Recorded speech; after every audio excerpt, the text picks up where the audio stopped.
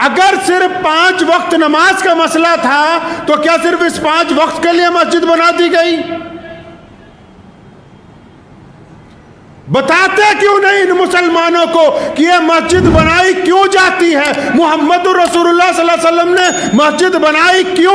محمد رسول اللہ صلی اللہ علیہ وسلم اپنی مسجد میں بیٹھ کر کیا کرتے تھے؟ محمد رسول اللہ صلی اللہ علیہ وسلم کی مسجد میں فجر سے ظہر تک کیا ہوتا تھا؟ ظہر سے عصر تک کیا ہوتا تھا؟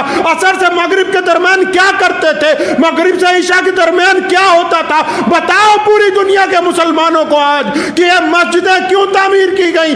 ان مسجدوں کا کیا کردار ہے؟ یہ پوری کائنات میں اسلام کا جو پھریرا لہرا رہا ہے، یہ محمد رسول اللہ نے جو مسجد نبوی قائم کی، یہ اس کی برکتوں کی وجہ سے آج کائنات میں کروڑوں مسجدیں بنا کے مسلمانوں نے تیار کر دی۔ یہ اس لیے لہرا رہا ہے، صرف 5 وقت نماز پڑھنے کے لیے مسجد نہیں بنائی گئی۔ مسجد کیوں بنائی بھائی؟ تہجد تو گھر میں بھی ہو جاتی ہے، ان سے بڑی نماز ہے کہ چلو محمد رسول اللہ سے پوچھتے ہیں، یا رسول اللہ بتائیں مسجد کیوں بنانی ہے؟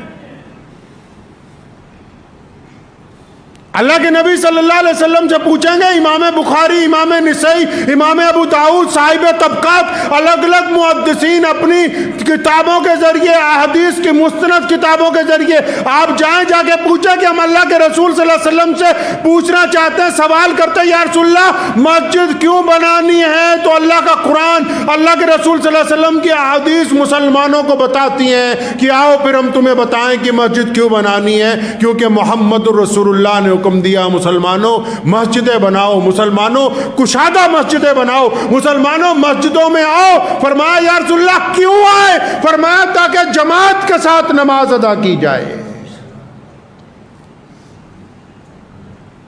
کس کے ساتھ نماز ادا کی جائے؟ جماعت کے ساتھ نماز ادا کی جائے۔ یا رسول اللہ جماعت کے ساتھ نماز پڑھنی ہے، کیسے؟ بخاری میں لکھا ہے، رسول اللہ صلی اللہ علیہ وسلم نے فرمایا جماعت سے نماز پڑھنی ہے، کندھے سے کندھا ملا کے کھڑے ہو جاؤ اللہ کے حضور۔ آپس کی کڑواہٹ کی، یا رسول اللہ کندھے سے کندھا ملا لیں، حکم ہوتا ہے حدیث میں، ہاں تاکہ تمہارے دل آپس میں مل جائیں۔ یہ سرکاری ملا سمجھتا ہے صرف اس لیے مسجد بنائی کہ 5 وقت اذان ہوگی، نماز ہوگی، تم اپنے گھر ہم اپنے گھر۔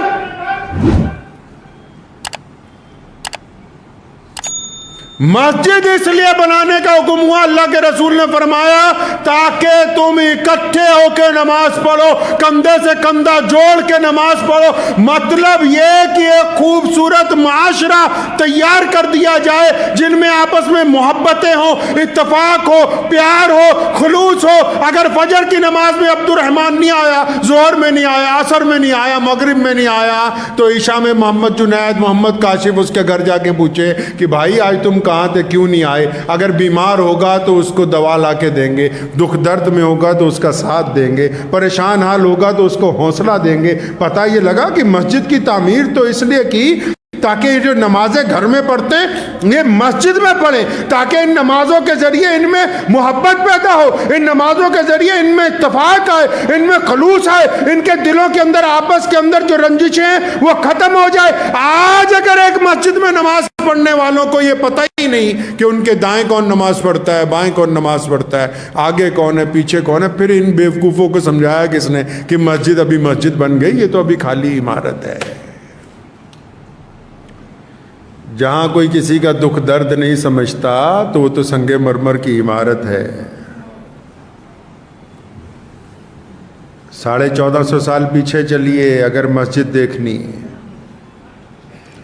اللہ کے پیارے نبی حضرت محمد رسول اللہ صلی اللہ علیہ وسلم کی مسجد، آپ کو پتہ ہے رسول اللہ صلی اللہ علیہ وسلم کی 80% زندگی مسجد میں گزری۔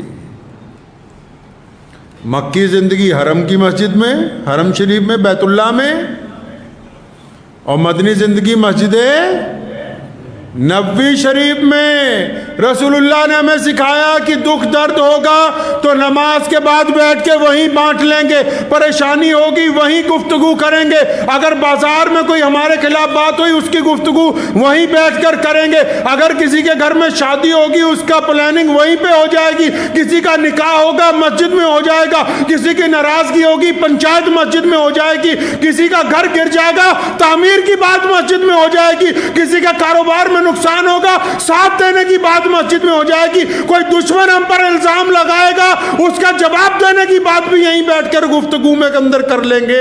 فرمایا مسجد تو اس لیے بنا دی تاکہ تم آپس میں ایک دوسرے کا ساتھ دے سکو۔ تمہاری مسجد میں تو میں نے سنا ہے کہ کسی کو پنکھا نہیں چلانے دیتے ہو بنا نماز کے۔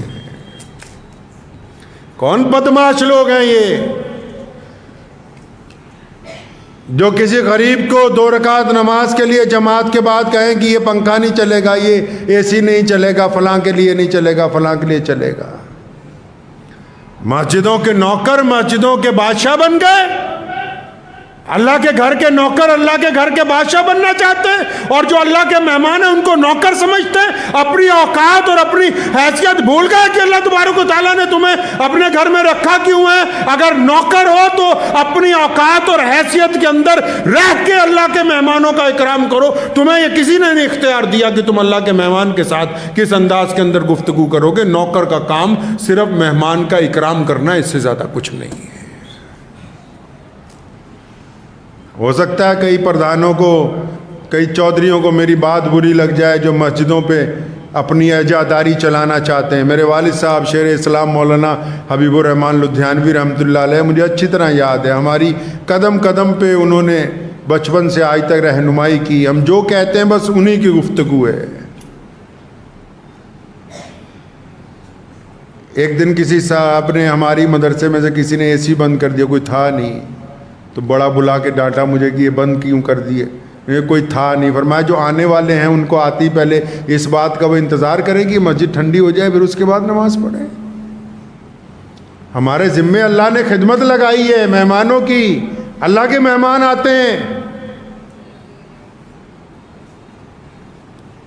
نبی اکرم صلی اللہ علیہ وسلم کی مسجد دیکھے، رسول اللہ صلی اللہ علیہ وسلم مسجد میں بیٹھے ہیں، سامنے قریب آیا غیر مسلم، رسول اللہ صلی اللہ علیہ وسلم کے پیٹ سے پتھر بندھے ہوئے ہیں، پوری قحط کا مہینہ ہے، مدینے میں کھانا نہیں مل رہا لوگوں کو، فصل اچھی نہیں ہوئی ہے۔ اس نے آگے سوال کیا، یا رسول اللہ میں آپ سے کھانے کا سوال کرتا ہوں۔ محمد الرسول اللہ نے اپنے صحابہ سے فرمایا جو اس کو بہترین کھانا کھلائے میں اس کے ساتھ جنت میں اعلیٰ درجے کے کھانے کا وعدہ کرتا ہوں، لیکن اس کو خالی نہیں لوٹایا، کھانا کھلا کے مسجد نبوی سے باہر بھیجا گیا۔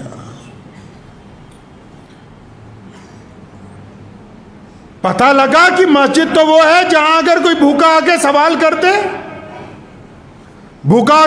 کرتے تو مسجد سے وہ بھوکا واپس نہیں جانا چاہیے۔ یہ مسجد کے دستور میں لکھا ہے۔ تمہیں تو مدرسوں کے سفیر گوارا نہیں ہے تو آ جائیں تو،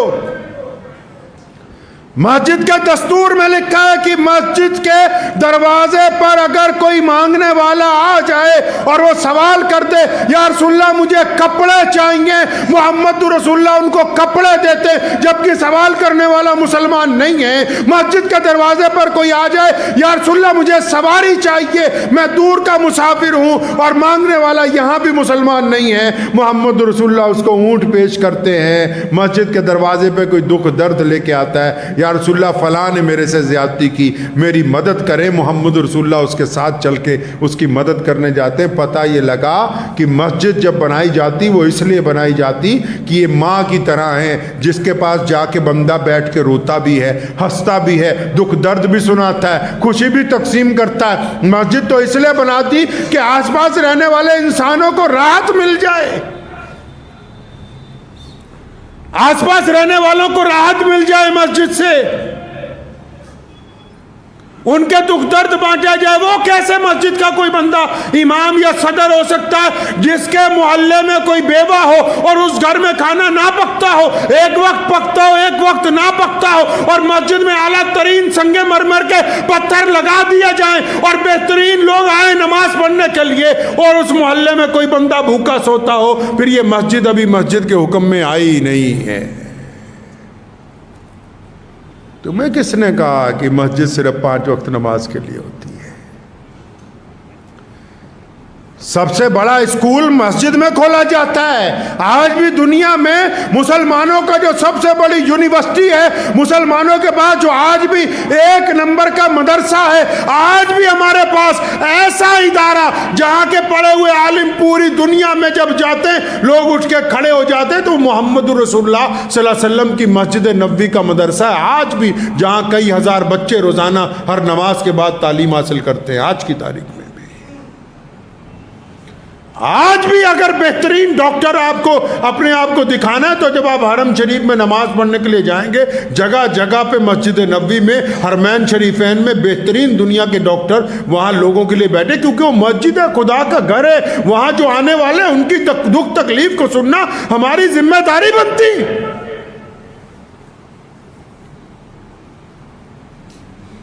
مسجدیں تو اس لیے بنائی جاتی ہیں کہ دکھ درد بانٹے جائیں گے، محبتوں کو عام کیا جائے گا، آپس کی رنجشوں کو ختم کیا جائے گا۔ ان کو پتہ ہی نہیں، ان کو یہ تو میں مانتا ہوں جتنے فروعی مسائل ہیں ان سے سن لو، وہ ٹھیک ہے اپنی جگہ ضروری، ہم کب انکار کرتے ہیں کہ وضو کے فرائض ضروری نہیں، قبلے کی طرف منہ ہونا ضروری نہیں، لیکن یہ بھی تو ضروری ہے کہ جو کندھے سے کندھا روز مل رہا ہے اور ان میں سلام دعا نہیں ہے، ان کی نفرت کو ختم کرنا یہ بھی نماز کے لیے ضروری ہے۔ یہ نماز کے لیے ضروری ہے کہ ان کے اندر رنجشیں نہ ہوں، ان کے اندر نفرتیں نہ ہوں۔ یہ نماز کے لیے ضروری ہے کہ ان کا دل چڑیوں کی طرح نرم ہو جائے لوگوں کے لیے۔ یہ نماز کے لیے ضروری ہے کہ ہر آنے والے کا اکرام کرتے ہوں۔ یہ نماز کے لیے ضروری ہے کہ اپنے پڑوسیوں کے اگر وہ غریب ہیں تو ان کا مذہب نہ دیکھیں۔ یہ پوری دنیا میں آپ اسلام دیکھ رہے ہیں، پوری دنیا کے اندر آپ دیکھتے ہیں مسلمانوں میں اعلیٰ ترین کوالٹیاں یہ مسجدوں کی بنیادی عقائد کی وجہ سے ہیں۔ آپ چلے جائیں ابھی بھی یورپ میں، ابھی میں گزشتہ دنوں جب عمرے پہ گیا تو مدینہ منورہ سے نکلا تو میں نے میرے جو ساتھی تھے شہزاد بھائی، ان کو میں نے کہا کہ کسی عام محلے کی مسجد میں چلیں گے، تو ہم لوگ گئے تو 2 نفل پڑھنے تھے، تو مجھے تو یہ دیکھنا تھا کہ بھی عام مسجدوں میں کیا ہے، تو ماشاءاللہ تمام ضروریات کے سامان کے ساتھ ساتھ فریجوں کے اندر کھانا رکھا ہوا ہے، کھجوریں رکھی ہوئی ہیں، پانی کی بہترین بوتلیں رکھی ہوئی ہیں۔ کیوں بھائی؟ یہ چیزیں تو بازار میں مہنگی بک رہی ہیں، یہ تو اس ریگستان کے ملک میں بازار میں یہ چیزیں مہنگی ہیں، یہ مسجد میں تو وافر مقدار میں کیوں بھائی؟ کیونکہ جو بندہ مسجد میں نماز پڑھنے کے لیے آ رہا ہے اس کو تکلیف نہیں ہونی چاہیے، اس کو پریشانی نہیں ہونی چاہیے۔ کوئی مسجد میں آ رہا ہے، کسی کو قرآن شریف چاہیے، کسی کو کتاب چاہیے، کسی کو اپنا دکھ درد بانٹنا ہے، کسی کی پریشانی ہے، ارے تمہیں بٹھایا اسی لیے مسلمانوں مسجد کے اندر کہ تم مسجد میں بیٹھ کے انسانوں کا بھلا کرو گے۔ نماز تو پڑھنی ہے، نماز کا مقصد یہی ہے کہ تم برائیوں کو چھوڑ کے اچھائی کی طرف لگ جاؤ۔ مسجد کی نماز کا مطلب ہی یہی تھا کہ تم اب برائی کے خلاف اٹھ کے کھڑے ہو جاؤ گے، اسی لیے تو مسجد بنائی گئی۔ مسجد نبوی صلی اللہ علیہ وسلم میں بتاؤ تو صحیح، دنیا کا کون سا کام ہے، دنیا کا کون سا فیصلہ ہے جو محمد رسول اللہ نے مسجد نبوی میں بیٹھ کے نہیں کیا؟ کوئی ایک کام تو بتاؤ جو مسجد نبوی میں بیٹھ کے نہیں ہوا۔ ہم لوگوں نے 2 طبقات کے اندر مسلمانوں کو بانٹا۔ دنیا دار لیڈر کہتے ہیں کہ مسجد میں نماز کے علاوہ کوئی گفتگو نہ ہو، اور تمہارے پاس نہ تعلیم کا کوئی نظریہ ہے، نہ تمہارے پاس مسلمانوں کے اتفاق کا کوئی نظریہ، نہ تم مسلمانوں کی کوئی چیریٹی کر سکتے ہو، نہ تم اسلام کے ذریعے غیر مسلم دوستوں کے آگے اسلام کو پیش کر سکتے ہو۔ تمہارے پلے کچھ نہیں، لیکن تم یہ چاہتے ہو کہ مسجد میں صرف 5 وقت نماز کی بات ہو، اس کے علاوہ کوئی بات نہ ہو۔ یہیں پر آ کے تم نے اپنے پاؤں کے اوپر کلاڑا مارا ہے۔ تمہیں یہ بات سمجھائی کس نے کہ مسجد صرف 5 وقت جماعت کے لیے ہے، اس کے علاوہ کچھ نہیں۔ مسجد تو ایکو فرینڈلی ہونی چاہیے۔ مسجد تو کہتی ہے کہ بندہ بنا نماز کے آئے، تھکا ہوا آئے، پریشان حال آئے تو کوئی بات نہیں، اگر وضو کر کے وہ مسجد کے اندر آرام کرنے لگا تو کیا بات ہو گئی؟ مسجد تو بنائی اسی لیے تاکہ لوگوں کو راحت پہنچا دی جائے۔ تم کون ہوتے ہو اس کو پریشان کرنے والے، دوسرے کو سوال کرنے والے؟ اللہ نے کسی کو کسی کے اوپر جج نہیں لگایا دنیا میں، اس کے لیے باقاعدہ عدالتیں قائم کی گئیں، قاضی کے عہدے بنائے، حکومتیں بنائی، ووٹ ڈالتے ہیں۔ ہر ایک بندے کو نہیں اختیار دیا کہ وہ آن دی اسپاٹ خود بولے کہ میں فیصلہ کروں گا۔ ہوتے کون ہو تم فیصلہ کرنے والے کہ کس کی نیت کیا ہے، کس کی نیت کیا نہیں ہے؟ آپ نے اپنے پاس سے نیتوں کا اعتبار کر کے پوری قوم کا بیڑا گرک کر دیا۔ آپ یہی بتانے بیٹھ گئے کہ ہم بتائیں گے کہ کون بندہ مسجد کے اندر بیٹھ سکتا ہے، کون بندہ نہیں بیٹھ سکتا، کون نماز پڑھے گا، کون نہیں پڑھے گا۔ مسجد تو وہی ہے، یاد رکھیے، چاہے آپ کے محلے کی ہو یا آپ کے شہر کی ہو، جس مسجد میں 5 وقت نماز کے نمازیوں میں اتفاق نہیں، وہ ابھی مسجد کے حکم میں آئی نہیں ہے۔ جہاں کندھے سے کندھے نہیں ملے ہوئے، وہ ابھی پوری نماز اپنے حکم میں نہیں آئی۔ جو اپنے امام کا اکرام نہیں کرتے، وہ ابھی اعتقاد کے اندر نہیں آئے۔ جس مسجد کے دروازے پر کوئی بھوکا جاتا ہو اور خالی لوٹائے تو وہ ابھی حکم میں نہیں آئی۔ جہاں کسی کا دکھ درد سننے والے بیٹھنے کے لیے تیار نہ ہو اور خود میٹنگیں کر کے رات کو بریانی کی دیگ منگا لیتے ہو، یہ ابھی مسجدوں کے حکم میں نہیں آئے۔ یہ تماش بھی نہیں کر رہے۔ پوچھو جا کے ان مسجدوں کے پردھانوں سے، متولیوں سے، بتاؤ کیا کیا آج تک تم نے اپنی مسجد سے بیٹھ کے ہمارے لیے؟ کیا کوئی ٹیوشن سینٹر کھولا مسجد میں؟ کیا کوئی بیٹیوں کے لیے سلائی کا سینٹر کھول دیا ہے؟ کیا ڈسپینسری بنا دی ہے؟ بتاؤ تو صحیح کہ کیا مسجد میں بیٹھ کے؟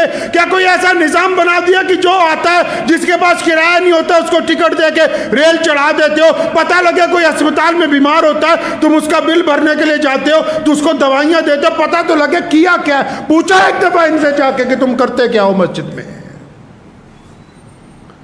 مسلمانوں، صرف اگر اس چکر میں رہ گئے تم کہ مسجد صرف 5 وقت نماز کے لیے تو اپنا بھی خسارہ کرو گے، دین کا بھی کرو گے، لیکن دین کل کو پھر آگے نکل جائے گا، تم یہیں کہیں کھڑے رہ جاؤ گے۔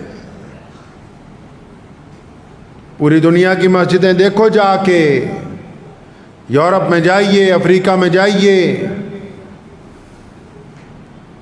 عرب کے اندر جائیے، گلف کی کنٹریوں میں جائیے، پتہ لگے گا مسجد ہوتی کیا ہے، مسجد کے حقوق کیا ہیں، مسجد کرتی کیا ہے۔ بڑے بڑے ادارے مسجدیں چلاتی ہیں، بڑی بڑے اسکول، بڑی بڑی یونیورسٹیاں مسجدیں چلاتی ہیں۔ تم نے دین کو جب دنیا سے الگ کیا، مسلمانوں کے لیے دین اور دنیا 2 شعبے نہیں ہیں، ہمیشہ بعد پلے باندھ لو۔ ہماری دنیا بھی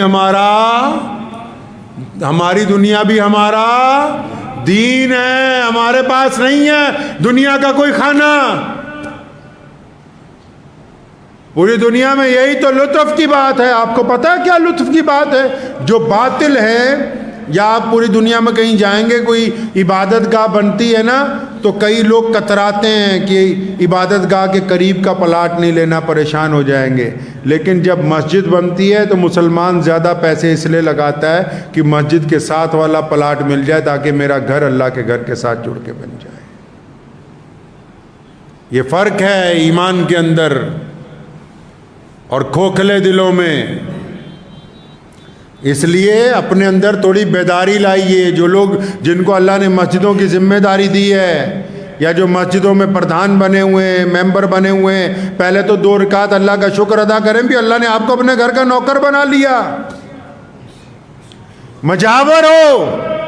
قرآن پاک میں لکھا ہے کہ حرم کے مجاور ان سے آگے نہیں بڑھ سکتے جو اللہ کے راستے میں بیٹھتے ہیں گھوڑوں کے اوپر۔ مجاور ہونا ہی بڑی بات ہے اللہ کے گھر کا۔ پہلے تو شکر ادا کرو کہ اللہ نے آپ کو اپنے گھر کا مجاور بنا لیا، اور پھر اس بات کو ذہن میں بٹھا لو کھوپڑی میں کہ یہ جو لوگ آ رہے ہیں مسجد تک یہ اللہ کے مہمان ہیں۔ اللہ کے مہمانوں کا اکرام کرنا سیکھ لیجئے۔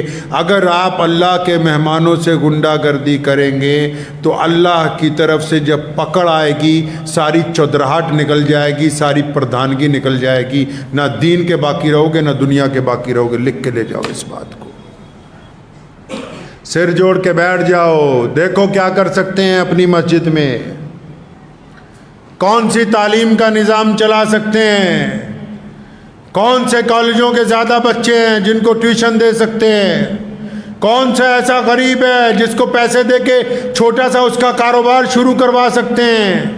کیا ہمارے پاس نظام ہے کہ رات کو مسافر آئے تو ہمارے پاس ٹھہر جائے؟ ہمارے پاس ایسا کیا نظام ہے کہ ہمارے امام کو کوئی دکھ نہ ہو، تکلیف نہ ہو؟ ہمارے پاس ہم نے کیا کیا ہے؟ آج سے یہ سوچے بس جا کے اپنے محلے کی مسجد کے لوگ بیٹھ کے یہ سوچے بھی ہماری مسجد نے آج سے پہلے کیا کیا ہے انسانوں کے لیے، ہمارے محلے میں جو غیر مسلم غریب ہے اس کے لیے ہم نے کیا کیا، اپنے ہندو سکھ بھائیوں کے لیے ہم نے کیا کیا ہے، اپنے پڑوسیوں کے لیے ہم نے کیا کیا ہے۔ صرف 5 وقت نماز نہیں، مسجد نبی صلی اللہ علیہ وسلم کی سنتوں پر ہونی چاہیے۔ میرے نبی کی مسجد میں غریب کے لیے کھانا ہے، میرے نبی کی مسجد کے لیے مسافر کے لیے سواری ہے، میرے نبی کی مسجد کے لیے زخمی کے لیے ملم ہے۔ تو ہمیں اپنی مسجد کو اپنے نبی صلی اللہ علیہ وسلم کی مسجد کے مطابق چلانا ہوگا انشاءاللہ تعالی۔ چلائیں گے جی انشاءاللہ۔ دعا کیجیے اللہ تعالیٰ مجھے بھی آپ سب کو بھی ان باتوں کے اوپر عمل کرنے کی توفیق عطا فرمائے۔ وآخر دعوانا ان الحمدللہ رب العالمین۔